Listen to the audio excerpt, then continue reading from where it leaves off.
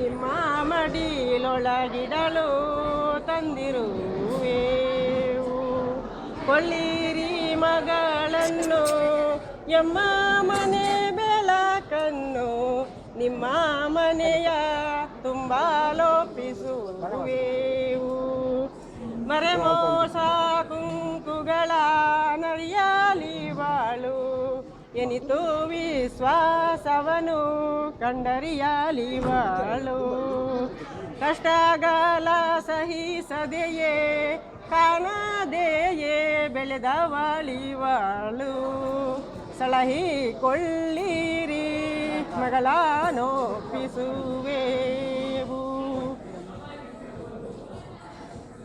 ಅತ್ತೆ ಮಾವಂದಿರನು ತಾಯಿ ತಂದೆ ಎಂದರಿತು ನಿತ್ಯ ನಿರ್ಮಲೆಯಾಗಿ ಬಾಳಿ ಬದುಕು ಮಗಳೇ. ಎಂದೆಂದಿಗೂ ಇವಳು ನಿಮ್ಮವಳು ಮುಂದೆ ನಿಮಗಿವಳು ನೀಡುತ್ತಿಹ ಹಾಲು ಹಣ್ಣಿನ ಸವಿಯು.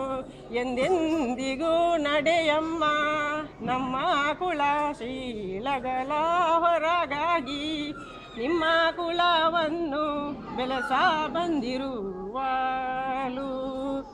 ಸಂತಸದಿ ಸಾಗರದಿ ಸಂಸಾರ ನೌಕೆಯನು ಆದರೀಪ ಹುಟ್ಟಿನಂಥ ಜೀವಿ ನಿಮಗಿವಳು. ನಿನ್ನ ಮಡದಿಯ ಕೊಂಡು ಸುಖವಾಗಿರು ಮಗುವೆ ನಿಮಗಿವಳು ನೀಡುತ್ತಿಹ ಹಾಲು ಹಣ್ಣಿನ ಸವಿಯೋ. ಪತಿಯೇ ದೇವರು ನಿನಗೆ ಬೇರೆ ದೇವರಿಲ್ಲ. ಪತಿಯೇ ಗತಿ ನಿನಗಿನ್ನು ಪತಿಯ ಪಾದ ಸರ್ವಸ್ವ. ದಾಸಿಯರಂತಿರು ಮಗು ನೀನು ಸಂತಸದಿ ನೀನು ಬಾಳಿ ಬದುಕು ಮಗಳೇ. ಹೆತ್ತವರ ಮನೆಗಿಂದು ಹೊರಗಾದೆ ನೀ ಮಗುವೆ. ಹೆತ್ತವರ ಮನೆಗಿಂದು ಹೊರಗಾದೆ ನೀ ಮಗುವೆ.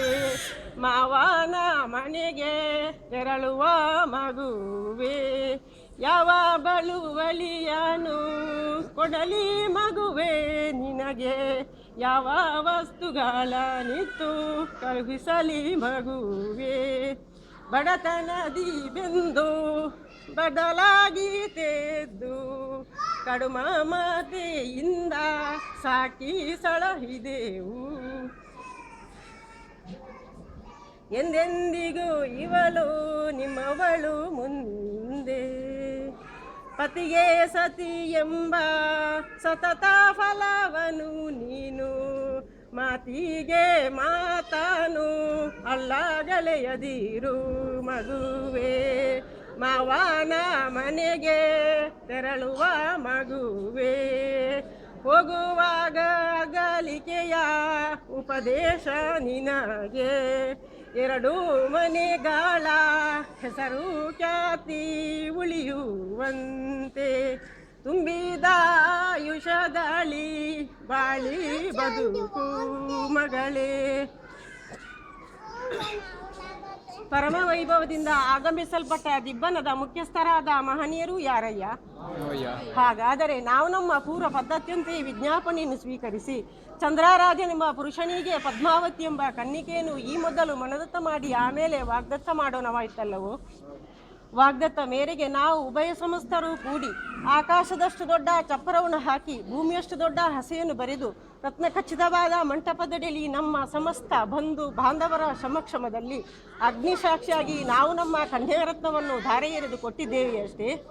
ಹಾಗಾದರೆ ನಿನ್ನೆಯ ದಿವಸ ಪುರುಷನನ್ನು ಮನ್ಮಥನೆಂತೆಯೂ ಕನ್ನಿಕೆಯನ್ನು ರತಿದೇವಿಯಂತೆಯೂ ಶೃಂಗರಿಸಿದಲ್ಲಾಗಲಿ ರೂಪು ಲಾವಣ್ಯಲ್ಲಾಗಲಾಗಲಿ ಏನೊಂದು ಕೊಂದು ಕೊರತೆ ಇಲ್ಲದೆ ಕಾಮ ಚಕ್ರೇಶ್ವರನನ್ನು ಹೋಲುವ ಪುರುಷನ ದ್ವಯ ಹಸ್ತಗಳನ್ನಾಗಿ ಮಾಡಿದರಲ್ಲಾಗಲಿ ಯಾವ ಲೋಪದೋಷಗಳು ಕಂಡು ಬಂದಿಲ್ಲವಷ್ಟೇ. ಹಾಗಾದರೆ ನಮ್ಮ ಬಾಲಕಿಯನ್ನು ನಿಮ್ಮ ಸ್ವಾಧೀನಕ್ಕೆ ಒಪ್ಪಿಸಿಕೊಡುತ್ತೇವೆ. ಹೀಗೆ ಒಪ್ಪಿಸಿಕೊಡುವಾಗ ಉಡಲು ವಸ್ತ್ರವನ್ನು, ತೊಡಲು ಚಿನ್ನಾಭರಣಗಳನ್ನು, ಊಟ ಮಾಡಲು ಬಟ್ಟಲನ್ನು, ಗೈದೊಳೆಯಲು ಗಿಂಡಿಯನ್ನು, ಕರೆದುಣ್ಣಲು ಗೋವಿನ ಹಿಂಡನ್ನು ಬಲುವಲಿಯಾಗಿ ಕೊಟ್ಟಿದ್ದಿರುವೆ ಅಷ್ಟೇ. ಹೀಗೆ ನಾವು ಕೊಟ್ಟ ಅಲ್ಪ ಐಶ್ವರ್ಯವನ್ನು 1ಕ್ಕೆ 10, 10ಕ್ಕೆ 100, 100ಕ್ಕೆ 1000 ಹೀಗೆ ಕಟ್ಲಭಿವೃದ್ಧಿ ಮಾಡಿ ಕೀರ್ತಿ ಗಳಿಸುವಂತೆ ಮಾಡುವಂತಹ ಖ್ಯಾತಿವಂತ ಮಹಾಶಯರು ಯಾರಯ್ಯ? ನಮ್ಮ ಬಾಲಕಿಗೆ ಕಡೆಹಲ್ಲು ಬರಲಿಲ್ಲ, ಅಂಗೈ ಬರೆ ಮಾಜಲಿಲ್ಲ, ಬುದ್ಧಿ ಜ್ಞಾನ ಬರಲಿಲ್ಲ, ಹೆತ್ತ ತಂದೆ ತಾಯಿಯವರ ನೆನಪು ಮರೆಯಲಿಲ್ಲ. ಹಸಿ ಕಡಿಯಲಿರಲು, ಒಣಗಿಲು ಮುರಿಯಲಿಲ್ಲ, ಅಂಗಳದಲ್ಲಿ ಆಡಿ ಮೆಟ್ಟಲಲ್ಲಿ ಓಡಿ ತೊಟ್ಟಿಲಲ್ಲಿ ಮಲಗಬೇಕೆಂದು ಇಚ್ಛಿಸುವ ಬಾಲಕಿಗೆ ತಕ್ಕ ಬುದ್ಧಿವಾದವನ್ನು ಬೋಧಿಸುವಂಥ ಬೋಧಕರು ಯಾರಯ್ಯ?